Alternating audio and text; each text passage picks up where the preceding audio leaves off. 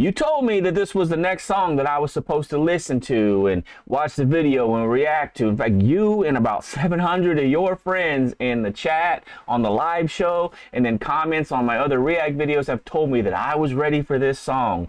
And I'm never ready for a Nightwish song, but apparently you think I am, and okay.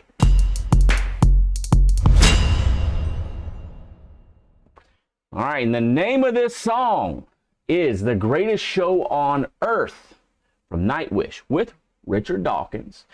It's the official live, and it's from the Vehicle of Spirit, which is Wembley 2015. And now just looking at it, looks like there's chapters to it, and based on the time signatures, there's no way I'm going to be able to do it chapter to chapter just for fair use and copyright reasons. I'm going to have to stop quite a bit on this. It looks like over 20 minutes maybe. So just bear with me. I'm going to have to pause quite a bit, and I know that's not always the best thing, but some of y'all said if I scoot back a little bit, you appreciate that. So I'm going to try to do that when we get to these parts because it's very hard to stop on Nightwish songs. That being said, we have Nightwish, The Greatest Show on Earth with Richard Dawkins, the official live from Vehicle of Spirit, Wembley 2015. Let's go.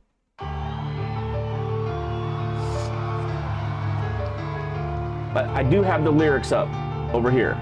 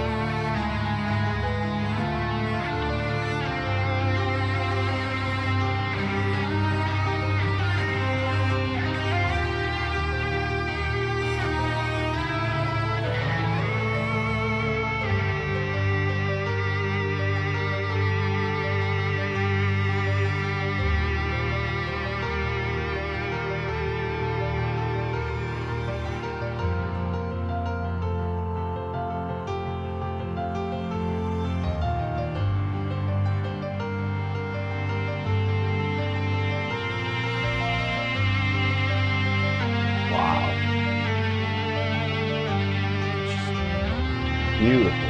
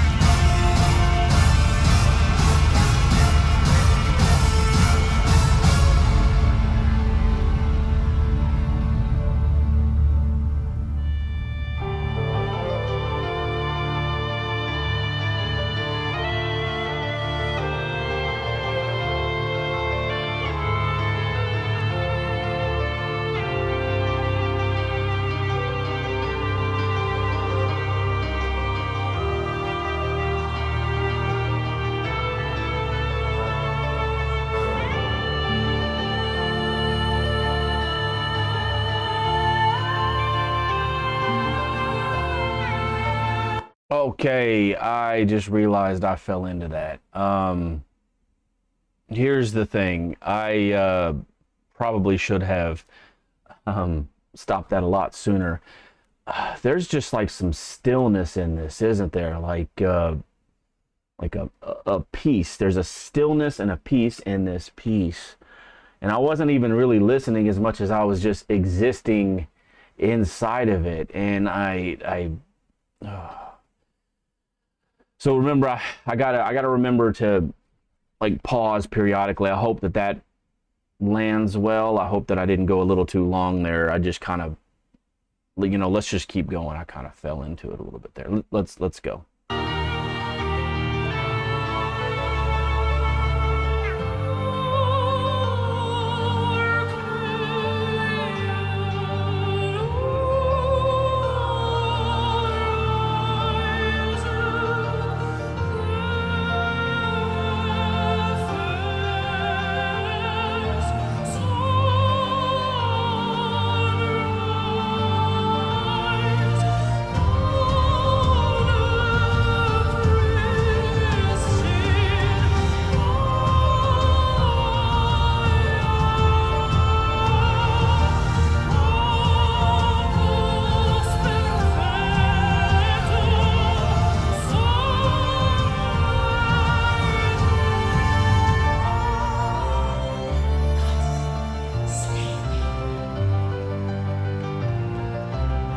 All right.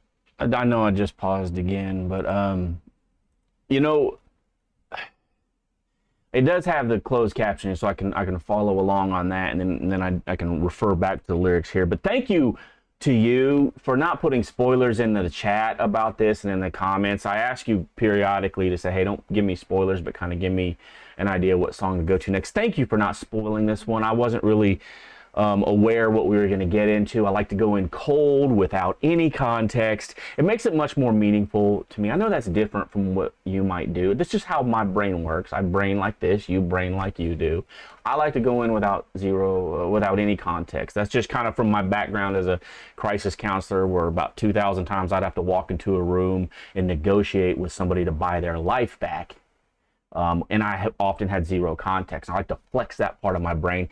This allows me that, but this just kind of unravels a little bit like a scroll, the way it feels. I feel like really ancient. It does. It's like arcane, the first sunrise. So we're starting. We're not starting at first cause. We're kind of starting at first effect in a way, because it's early on. We're going like really early on, like way before last Wednesday, and probably Tuesday too. We're going back quite a bit. Let's keep going. Let's keep going.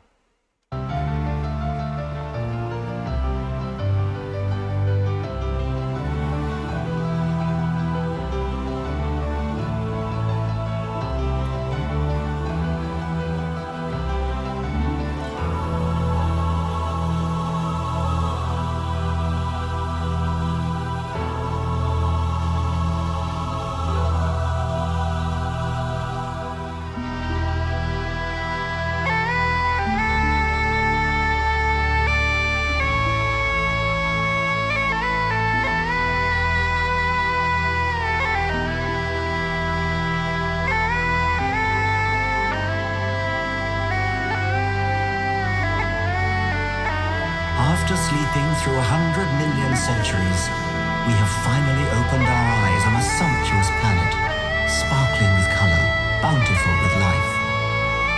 Within decades, we must close our eyes again. Isn't it a noble and enlightened way of spending our brief time in the sun, to work at understanding the universe and how we have come to wake up in it?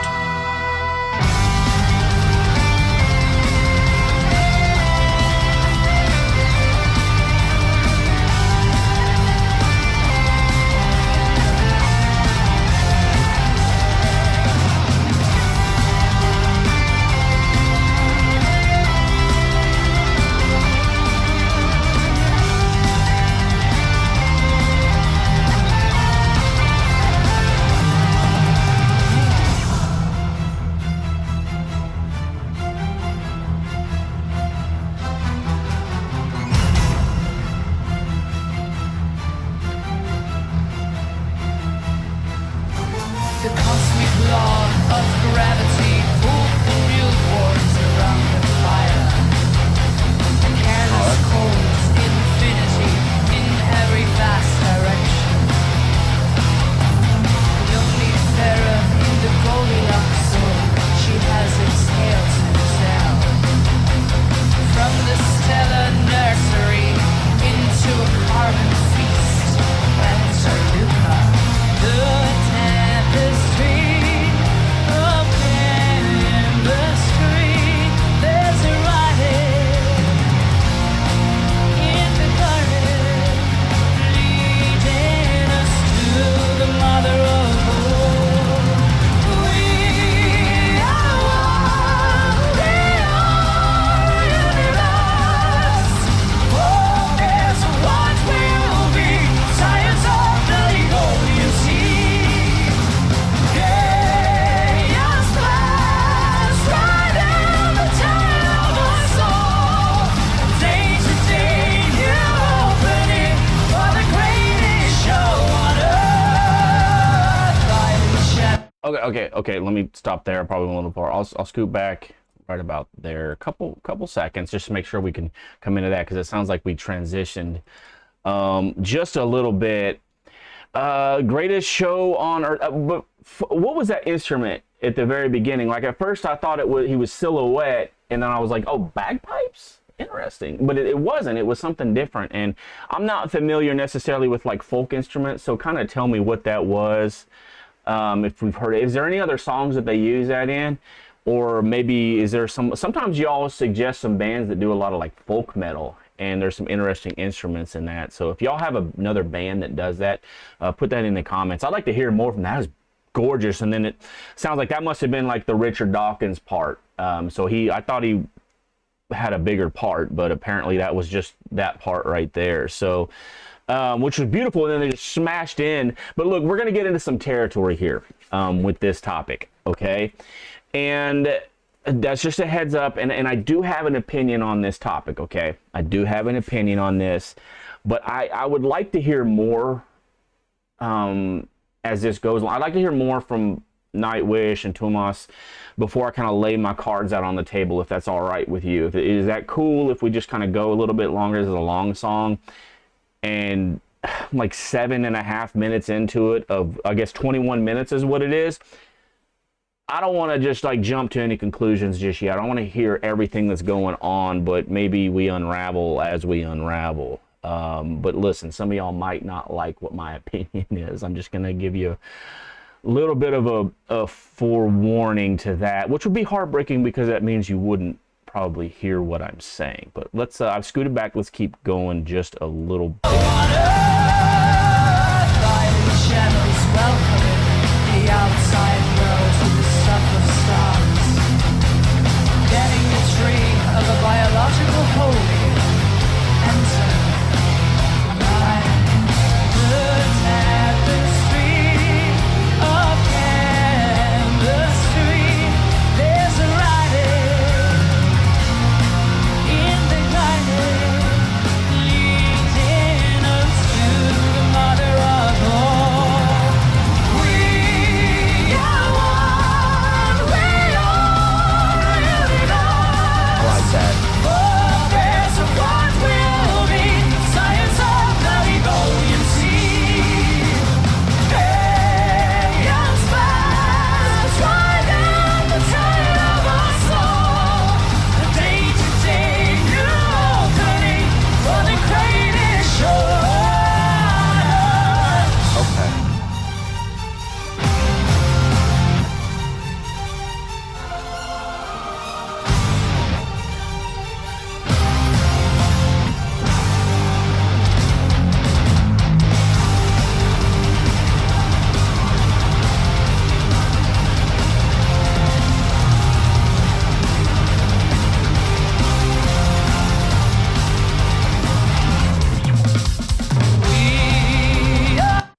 All right. Let me kind of pause there real quick. I know it hadn't been too long, but I just want to make sure I'm pausing quite a bit. And Floor did her hair twirl. So So where are we at with this right now? We're talking about a lot of concepts that are familiar with some of y'all, I'm sure. We're talking about the dawn of early whatever we are. Let's keep going though. I just wanted to pause just to make sure I'm doing that. But and plus, Floor always gets me when she does the hair thing. Y'all love it. Y'all, that's one of y'all's favorite part about watching my videos is when Floor gets me. All right, but y'all love watching everybody when Floor gets her. We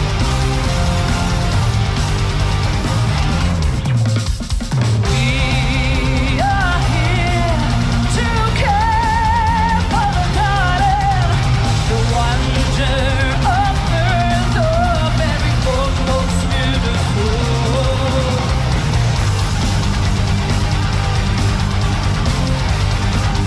Every form most beautiful.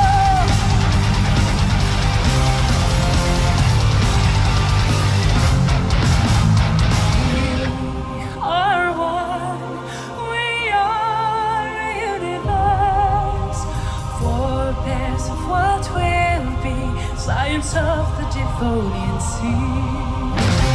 Hey, you're the stars, riding the tide of our soul, a day-to-day new opening for the greatest show.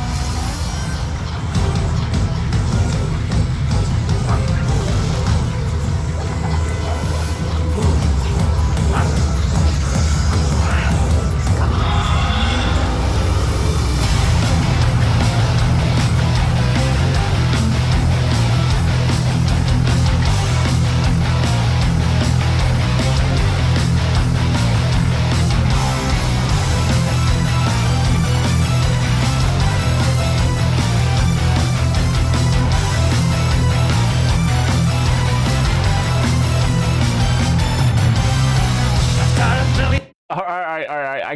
I gotta go back. I went too far. Let me scoot back. All right. Hey.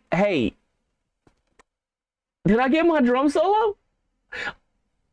I'm taking a little liberty with that, but that felt like I finally got my drum solo. I promise you. If I'm gonna take it. It was a little bit of a drum solo. I know he didn't do all the crazy stuff, but it was full circle. We have come full circle in this journey. I am taking that as my drum solo. If you go back to the very first video I ever did with Nightwish, so unassuming, I come in and I was wanting a drum solo on it. It was Ghost Love Score. Live at Wacken, and I I wanted that drum solo, and I got it. And then I went probably a little bit long. It looked like what they were introducing was a predatory movement. I don't know. I know they have chapters. I need to see what the title of that chapter is, but it was like we turned predatory all of a sudden. And then Floor does the hair thing again, and that about got me. Now, it looks like Marco is about to sing, so I want to make sure I'm back a little bit, but let's... got my solo. I'm claiming it. Fight me. Fight me about it. That's my solo. I got it.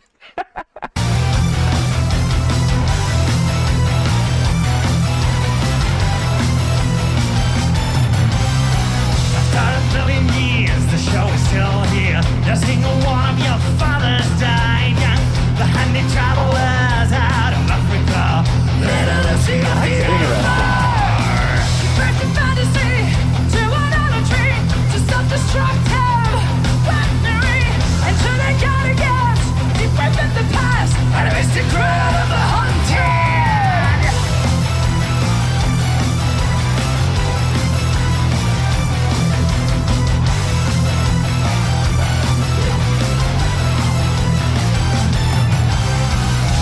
Ionia, the cradle of thought, the architecture of understanding, the human lust to feel, so exceptional to rule the earth. Hunger for shiny rocks, for giant mushroom clouds, the will to do as you'd be done by.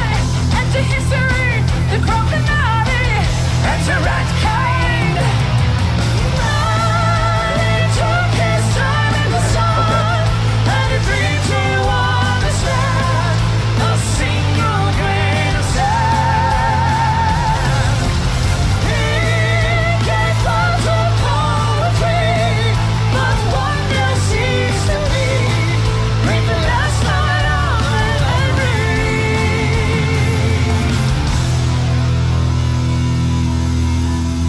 memory. Okay. Perfect place to pause right there. It looks like they're resolving something, and it looks like that chapter was called The Toolmaker. So I thought it would be something predatory. Maybe that's the allegorical idea. You know, the tool maker is what is the destroyer in the end. You know, maybe, I don't know. I let's not go on that tangent. I want to go back because something stuck out to me. Let me find it in the lyrics. Because I think there's something that all of this might be summed up in a lot of what I talk about away from music in keynotes or whatever in my book. It could be summed up, and there's a line in here, and Tomas wrote it beautifully. Yeah, okay, so the human lust to feel so exceptional, to rule the earth. Hunger for shiny rocks. I got so caught up in that first two lines, and then I had to look back because he ends up saying more. Hunger for shiny rocks, for giant mushroom clouds, war, destruction. They will do just as you'd be done by. Enter history, the grand finale. Enter rat kind. So remember when I told you some of y'all might not like what I think? Well, Tomas probably says it better than I ever could. He's going to say it a little bit softer than maybe how I'm going to say it here in a little bit, I think, because I want to get to this song and then talk about what popped in my mind as this thing started. There was a key point at the beginning that I'm holding on to, and I think he actually just kind of said my part for me, and maybe I like his way better. But you know, in the end here it says enter rat kind, and we do seem to be parasites in many cases as humans, you know, but we do have many great qualities like compassion. We do have the ability to love, but we also have the ability to war and hate. So as much as we have compassion, we also have contention. And so I think we are a little bit rat-like or parasites in that respect. But before I get to, I want to hear more. I'm trying not to like say too much before I hear the full thing. I don't want to make any assumptions. So let me backpedal just slightly and hold on to what I'm trying to say, because I guess there's really not that much left. There's 7 minutes left. Okay, I mean, that could be quite a bit. So let's keep going.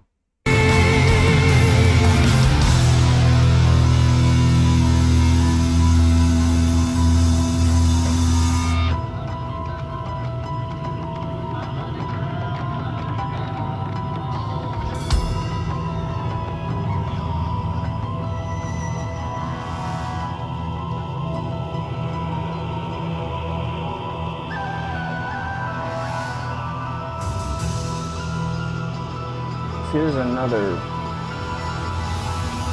predator.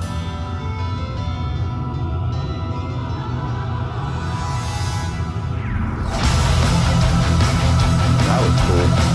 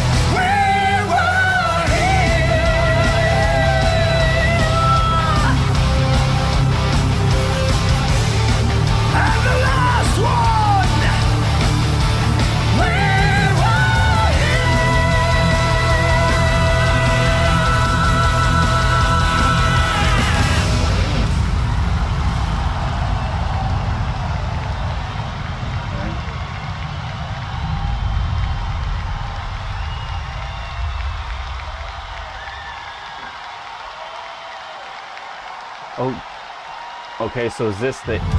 It says. Okay, hold on. Let me scoot back. Is this the end of it? It says there's still maybe 6 minutes left. Okay. Is it? I mean, if it's just the crowd, I mean that's cool. Well, okay. Let me get back on. So Metallica. Enter Sandman. Y'all caught that, right? Now that's from my youth. You know, that's from my youth. Hearing that, that was cool. And I did notice. Did you notice there was like the pyro popped up, and there was these images of man's destruction. It was like, you know, industrial development. But what we know that much of that has torn things down more than developed. So that was kind of neat how they had the imagery going, and then the imagery of people from all walks of life, which is you, which is me. We're all different in so many ways, but here we are listening to music and gathering so many different opinions. Your opinion is probably wildly different than mine. Mine is probably wildly different from Tomas. And earlier we had Richard Dawkins. You know, I probably have things I share with him and things I don't. And it's just wildly beautiful how we all fit together like that. And there was so I want to go back in the lyrics a little bit because I'm way behind on that. I missed so much. I mean, we started it like First Effect, you know, which I thought was beautiful because Tomas could have started at First Cause, but he didn't, because if he starts at First Cause, half of y'all leave the room. Right? Depending on his opinion, half of y'all leave the room when you're not here to listen, because whatever his opinion is on First Cause, if it's not yours, it's such a divisive topic that half of y'all leave the room and half stay. But if he's on the other side, half of those leave. And so he doesn't start there. He starts at First Effect and says, let's just walk through this. Let's just walk through some things and say some things. And he does it peacefully. And I love that about his writing, that he just allows us to exist in this without throwing in a wedge to divide us. But let's go back in the lyrics. Man, he took his time in the sun, had a dream to understand a single grain of sand. And I appreciate that from Tomas. I mean, here's what that means to me. And I was able to kind of think about it. I was thinking about it, and then, Metallica just derailed me, which happens. So after my hanging in the garage, when I survived hanging myself in the garage many years ago, I spent a lot of time in thought, and I wrote a lot of it down. And if you ever read my book, which you can you can go find it on Amazon, just look up my name or whatever. But ultimately, that time in thought ended up being what my book was. And I spent a lot of time during then with thinkers and research and scientists, because they wanted to know about my brain, and also how I was able to, one, how I ended up there, and two, how I survived. But it allowed me to explore with them. As much as they were learning about me, I was learning about them. And I got a little ahead of myself when I was doing that. And there was this time when I felt my ego rise up, and I felt like this big ship on a little tiny river. And the more I learned and the more I grew, the more I could not escape that maybe there was a touch of humility that I needed to find. And when I started to reach into that humility, I discovered that at best, I was a little raft on a giant ocean,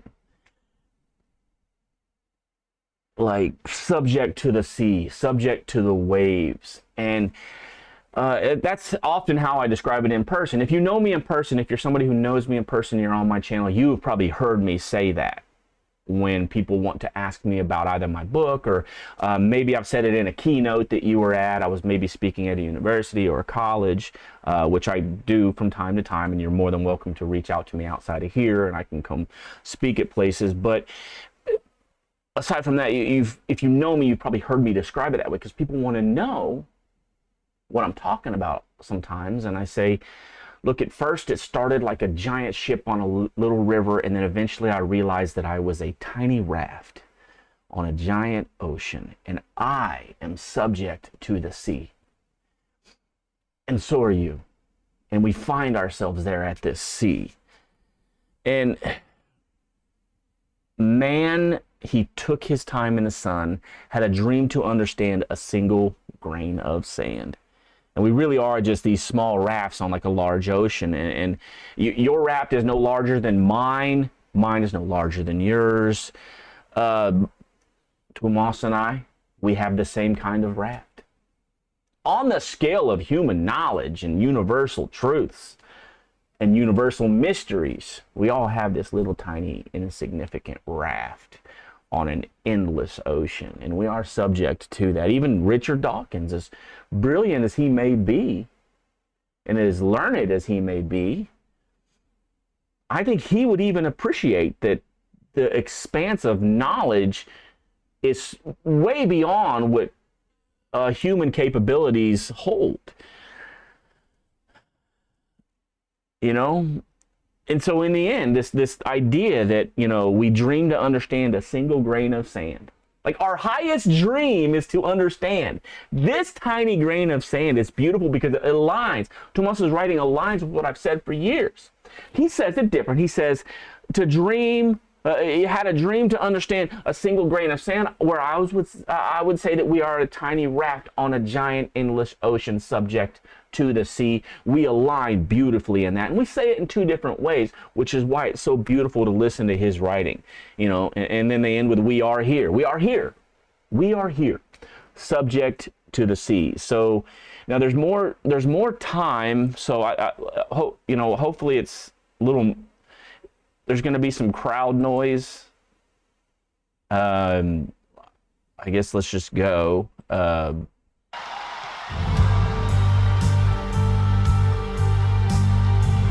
Okay. We are going to die, and that makes us the lucky ones. So here's most people are never going to die. Richard Dawkins because again. they're never Okay. going to be born. What did he just say? The potential people who could have been here in my place, but who will in fact never see the light of day, outnumber the sand grains of Sahara. Oh, that is beautiful. I love that. Certainly those unborn ghosts include greater poets than Keats, scientists greater than Newton.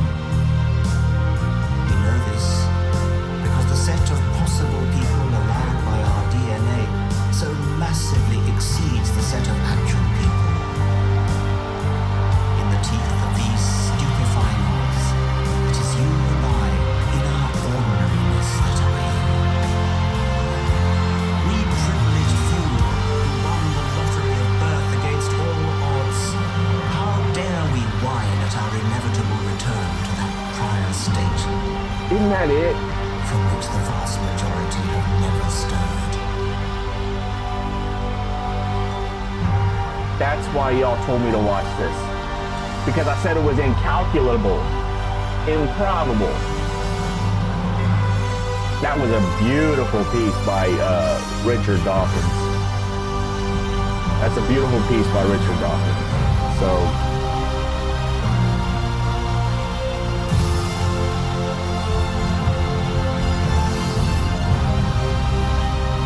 yeah.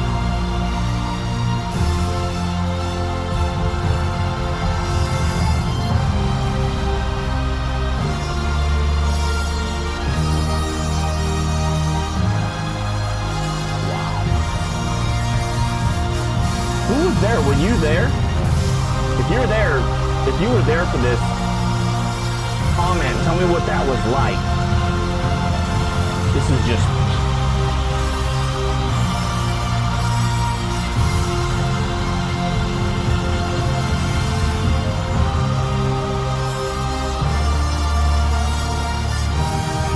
That was cool. Yeah, definitely if you were there, tell me what this is like.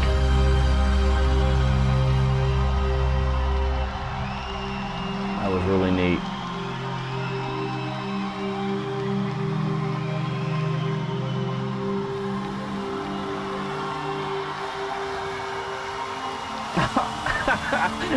So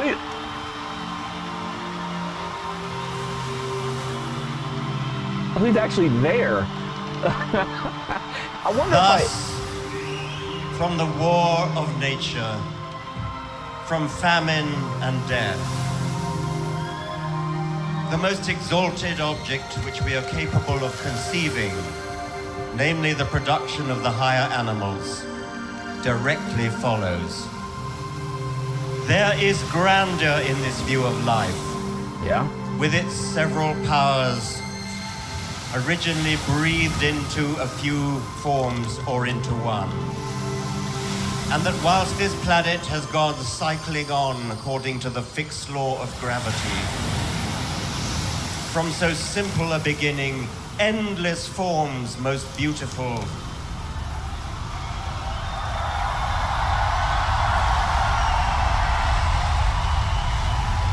and most wonderful have been and are being evolved.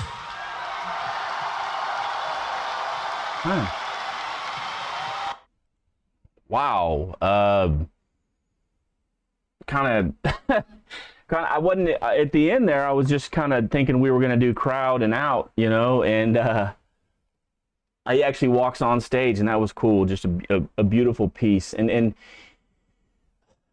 so Richard Dawkins, he's polarizing. I don't know how much of him you know. I know some.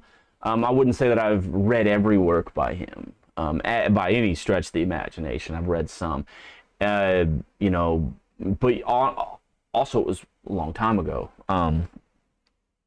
But he's polarizing sometimes because of how he speaks with authority. And this is where I said earlier that you might not like me, because it was that earlier piece by Richard Dawkins. I didn't know he was going to keep going, but that earlier piece by Richard Dawkins, as soon as I saw his name even in the title, I was like, okay, I'm going to say something that probably will ruffle a few feathers, but I want to say it in kindness and in love, because I think Richard Dawkins himself would want me to question him. That's why he is where he is, because he questions everything. I know often I was substituted as a teacher here and there, and it might have been like a science class or whatever. And I remember telling the kids to make sure they always question everything. And so Dawkins himself would be okay with me questioning him. I'm not going to actually question him on his belief set, though. I just, when I first saw his name, sometimes his delivery comes out a little bit contentious because he speaks with this authority. And my view on that authority is that we as humans don't necessarily own that authority. Remember, I think we're on these little rafts. We're subject to the sea. We don't have authority over this sea necessarily to define it or navigate it. And sometimes there's a few people who are very smart and very brilliant, which Richard Dawkins is absolutely brilliant and absolutely smart. He's one of the leaders in this, in thought for this, whether you agree with him or not. You know, there's some parts that I do, some parts that I don't, but whether you do or not, he's polarizing, I get it, but he's also a thought leader in this. You have to respect him for what he's done in his career to at least go there and question everything. And I think that's what is so magnificent about him, is that he will question everything. And I'll question him as well. And sometimes it is his delivery where he does come off a little bit more authoritative than I believe we are allowed to be. And I guess allowed is not the right word. I just view us as subject to this sea. And we can't really claim ownership over another person in the knowledge. We can know some. We can know some things, but I don't have the authority. Tomas doesn't have the authority. Richard Dawkins doesn't have the authority over this sea. And I think they know that. And if you really look at some of Dawkins' pieces that are contentious, you got to understand that the religious and the dogma side does come at him contentious as well. And he's often responding in kind. Sometimes he starts that way. Sometimes he's responding in kind, a little tit for tat, a little, game theory. And so you have to appreciate the context of why he might be contentious sometimes. And so I definitely do. And so it's not necessarily that I'm questioning him. It's just that at the end of it, our authority is nothing more than a paddle in a raft. Little grain of sand among, he even says it himself, these grains of sand. We're so improbable, yet still, even in our improbability, we are minute. And so he does handle it beautifully. And this is a beautiful piece by him. Nothing to say about this. It was just when I first saw him, I was like, oh no, some of y'all aren't going to like what I have to say. Some of y'all might. I don't know. But he handled it beautifully. I think the whole piece is beautiful. And Dawkins is a very, very thoughtful person. But Tomas handles this, and he navigates this entire water beautifully, namely by not opening this up with, what do you believe about first cause? Is it creation? Is it evolution? Is it the Big Bang? He doesn't come out with that because he allows you to kind of just listen to everything and not have to necessarily form an opinion. Because there's going to be people on both sides of that aisle. Okay, there's going to be people on both sides of that aisle. And despite whatever your depth of knowledge, despite whatever Tomas says, despite whatever Richard Dawkins says, or what I say, at the end of it, we are all going to be on these little rafts subject to an ocean or a grain of sand among billions and billions, innumerable grains of sand. And even now, the greatest hope I can have is to not be fully wrong. I'll never be fully right. Richard Dawkins will never be fully right. Tomas will never be fully right in any of our theories, in our research, any of our statements. The greatest hope we have is to not be fully wrong. That is the magnitude of what I view of this existence. It is so profound and so inexplainable, so incalculable, that my only hope is to not be at zero level ignorance. My hope is only to be one tiny fraction above ignorance. That's all I can hope. I will never truly be authoritative and be the one that owns the sea. I don't own the sea. I barely own my raft, and if you think about it, I didn't even create the raft. The raft didn't even get created underneath me. It didn't evolve underneath me. I don't know where the raft came from. I don't know how it got here. I'm sure technically there's ways to go like, what did this and this and this and this? But I can't explain the origins fully. And nobody ever will. And Richard Dawkins would say that too. Question Richard Dawkins. I think he would respect you more if you do. I respect being questioned. Dr. David Robertson, who I work with day in and day out, has a thing called contrastive inquiry. It's a branch of Socratic questioning that we use in our practice with exegesis, where anytime anybody says something definitive and makes a definitive statement, we come back with contrastive inquiry. And I want you to practice that. Anytime somebody says, this is the thing, you say back, is it the thing? All scientists believe this. Do all scientists believe this? It doesn't mean that that person is wrong. It just opens up the dialogue for inquiry, for questioning everything. And Richard Dawkins does that. Thomas does that. I do that. And some of you do that. And that is the beauty of this. That is the beauty of what we get into with this. So what I want to say is I want to kind of address, there's multiple sides. There's innumerable sides to this debate. Okay? But there's two strong divisions in this. We have creationists and we have evolutionists. And so looking through the lyrics, you're going to find some parts on both sides that people aren't going to like. Mostly the creationists are going to probably have a hard time with a lot of what's said here. But let me address you. If you're a creationist, let me address this to you. You want to go after Dawkins, right? And often that's kind of the context of a lot of his statements is a creationist came after him. But I would say that mostly on his thought is kind of where I had, not his thought, mostly on his delivery is where I kind of have a little bit of like, hey, I get it. But I get where it comes from. You know, he's coming from a place where he has been contended vigorously and often hatefully. But the next time, if you're a creationist, the next time you sit across from, let's say, an atheist or an evolutionist or somebody like that of that manner, what does it hurt you to listen? It doesn't take away your perception to hear the words. They're just words. I sit down with many different people of many walks of life, and it doesn't take away my perception. But often inside of the large scope of what they say, there's a little tiny grain of sand sometimes that I would have liked to hear, and I don't hear it if I reject them. I don't have to take their thought. Their thought doesn't become mine. I don't become them. We don't mold into one person and I walk out of that meeting becoming them and have to hold their flag through the street. I don't have to do that, but I can hear them in love. And even if I wanted my message to get out, would it get out if I punched somebody in the face or if I fought somebody? No, it wouldn't. It would die by the side of the road in hate. So sometimes you can listen. Sometimes it doesn't hurt to listen. You don't have to agree with everything they say. And on the other side of that, you have the evolutionists. It's kind of the same thing. It's kind of the same thing. You know, you want me to kind of go after creationists and be like, oh, you know, it's a dogma this, dogma that, it's myth, it's, you know, why do you fall for these things? You know, it's all right here in front of us. And I offer you the same commentary.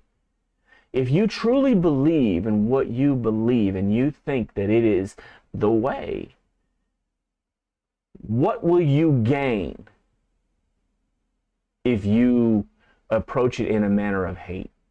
If you approach it in a manner of, let me show you how stupid you are, how ancient you are. I mean, even the lines in this song, a little bit further up, were,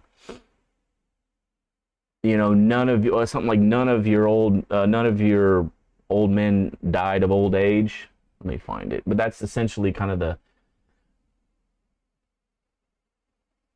even the knowledge we have is ancient. And so these people that believe these ancient stories, of creationism, and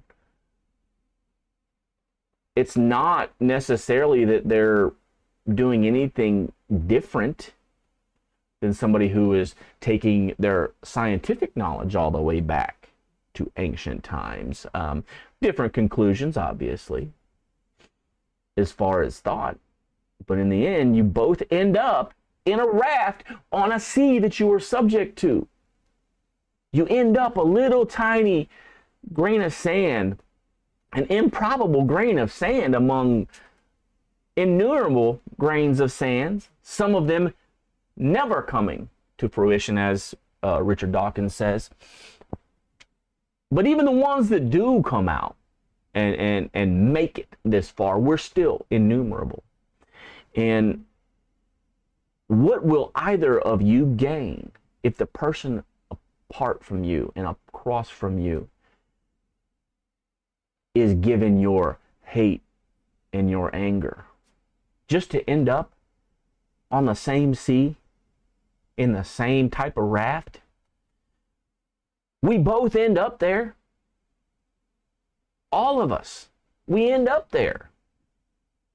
If you go far enough down, you just have to sit in awe at some point.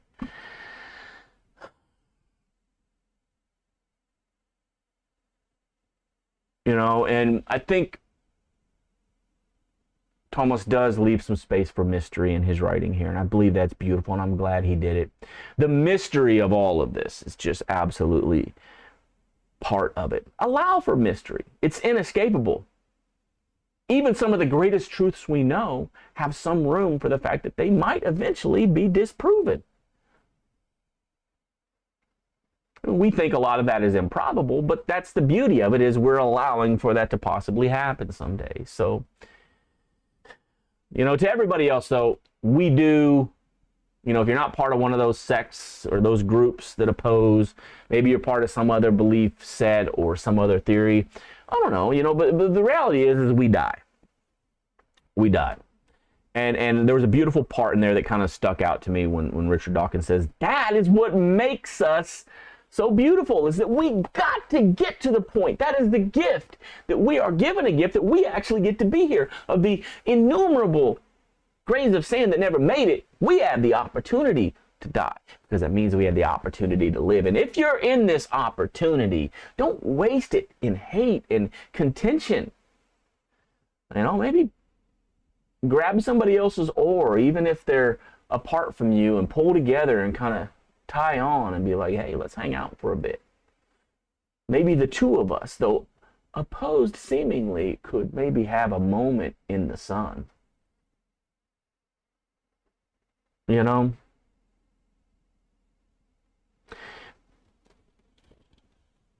I think what I get from this piece is what Richard Dawkins is saying, and what Thomas is saying, and what I am saying, is despite the contention, don't worry about that right now. Look at this beautiful, inexplainable mystery. We know parts. We have dreams to know a grain of sand. But it's a mystery that we all get to live and die together. Just exist in this. Have awe. Enjoy it. It's a beautiful, beautiful piece. Thank you for suggesting this to me. Thank you for opening me up to, you know, the greatest show on earth. I know that I'm going to differ from you slightly and maybe profoundly in some areas, and I'm okay with that. And I'm okay with you coming to me and saying, this is actually how I see it. Question me. I'll question you. I'll question Richard Dawkins. I'll question Thomas. You know, it's what happens. They appreciate that. I appreciate that. But if you hear something that I say and you say, actually, that's a good way to say it, then that's fine too. You're not going to change the fact that I made it to the point to live and to die to be in this existence, to witness this, all this mystery with you. And I love that I get to witness it with you, even amongst our differences. It's beautiful to me. It's profound to me. Thank you for letting me have this journey with you, where I finally got my drum solo.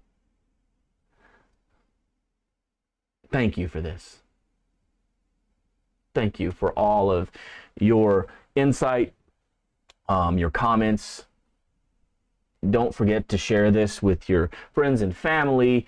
Again, like and subscribe if you want to hear more. This has been fun. It's been beautiful, and this is one of those songs that we have to stop, because it's not a song, it's an experience. So we're together on this sea. That's for dang sure. So let's act like we're together in it.